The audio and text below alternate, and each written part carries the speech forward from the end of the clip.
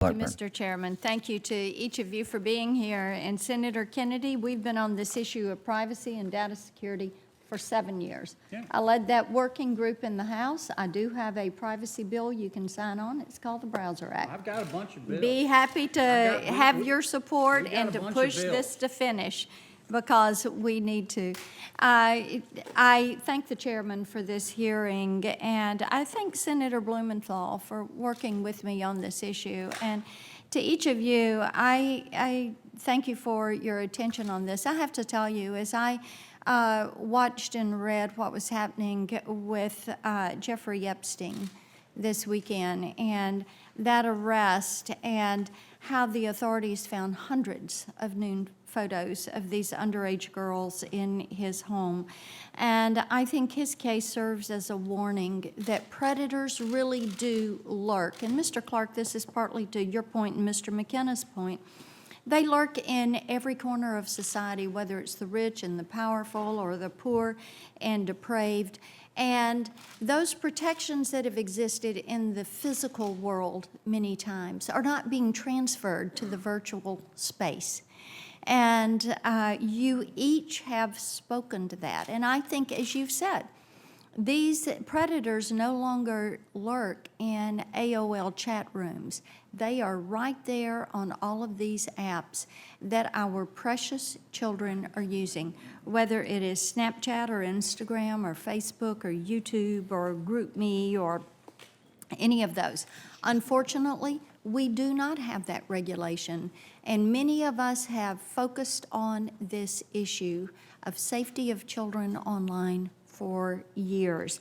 I'm glad the Justice Department and General Barr are working on this. They've got the Safe Neighborhoods program. I do hope these groups are working with you and going after these predators. I think that Deputy AG Stacey Harris, who is doing work with the National Strategy for Child Exploitation, is really focused on these tech platforms, and having a collaborative effort is going to be important. I had reviewed that case from a couple of years ago, the Soledad case from California. When ICE agents apprehended him, he was caught using Snapchat to try to coerce a 13-year-old boy to send him sexually explicit video. And then the parents called the police. And then when ICE agents got involved, they found 5 more victims, ages 12 to 15. The children lived in Tennessee, Texas, Georgia, Illinois, and California. And each victim was coerced using a social media application. That is how this sick, vile human being was going after these children. And I will tell you, as a mom, as a grandmom, it is really so disheartening to me to see children used as a center for profit on these social media platforms.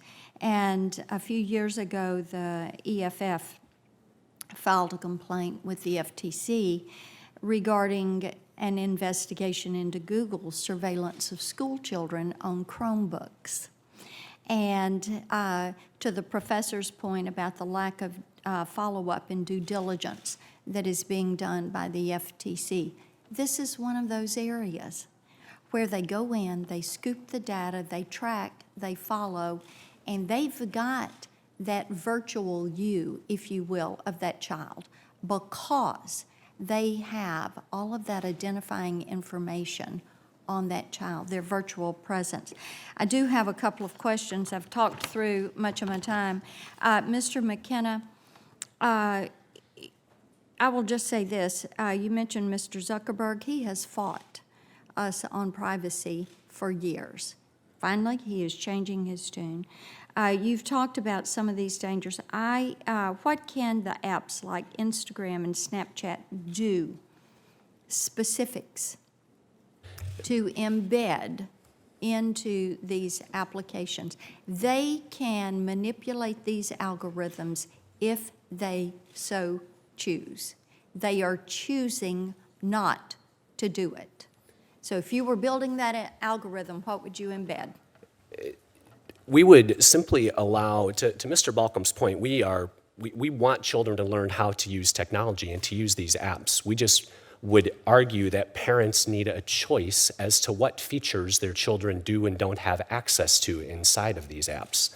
So if I were creating a picture app, I would allow children to truly have a private account with a curated set of contacts that would not allow people who are not a part of that curated list to be in Much like contact the Apple with me. Watch is doing now. That's correct. And so I would eliminate the ability for strangers to contact. Okay, let me right, move on to, and I'm going to ask you to submit this to me. You mentioned the video game rating, and I was in the house when we handled that process. I think Mortal Kombat was the big game. It was. And what I would like for you to do is to submit in writing for the record how you would approach this ratings system, because I agree with you, the ratings are totally wrong on these apps, and therefore the parents do not have the information to make an informed decision, nor do they realize that when you're in Snap and you get into that Discover section or that news feed, Right. then it is, and I had said this yesterday when I was looking through some of these things, I said,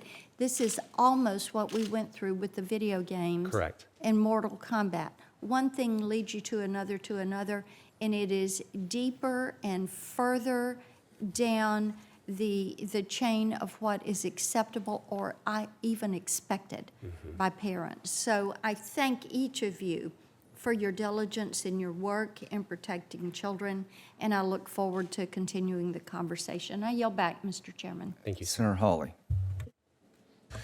Thank you, Mr. Chairman. Thanks to each